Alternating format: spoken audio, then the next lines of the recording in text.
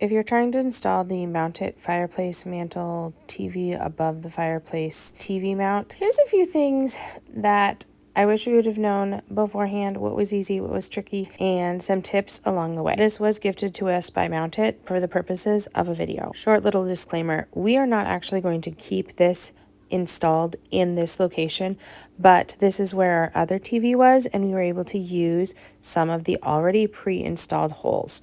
So I do not have experience with using the format for finding studs and finding all of the different places to put this TV mount, but it has a full entire cardboard layout that can help you with some of that. As you can see right here, we have the wall anchor to the wall, and now we're putting on the spring assist pull down handle. And at first we thought it was going to be pretty simple. However, in order to fully attach it to the wall bracket, you have to put the screw in the top, and there is not enough room to get to that between the wall and the spring mount itself. I don't think the directions recommended to assemble it on the floor, but it might be a little bit easier than what we ended up trying to do. It took a little bit of maneuvering, but what we found the best was to use this little pin, pull the spring mount all the way down. It took a lot of force to give it pulled down. Then we could use this in order to keep it away,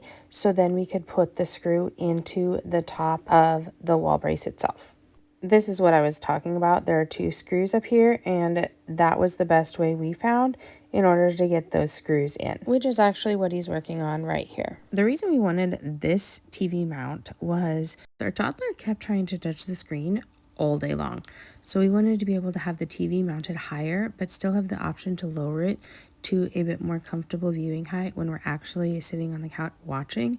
This mount lets us pull it down when it's in use and push it back up so it's more out of the way. We ran into another little snag using this TV support bar, I'm going to call it. It is a little bit difficult to see, but on the back of this piece, there are actually two screw ends that do go through the gas arm bracket. These are the nuts that you have to tighten, and thankfully it does come with an attached little wrench that you can use, but this is a very tight space that you have to maneuver with in order to get it to fit. There might be an easier way, but we couldn't figure another way out, and I was able to get it to work. It is really helpful because right here you can adjust the tightness of the spring assist based on the weight of your TV. And because we didn't actually put a TV on it, we didn't end up adjusting it, but that's where you would end up doing that. It has some nice plastic covers that go over the wall bracket mount itself, which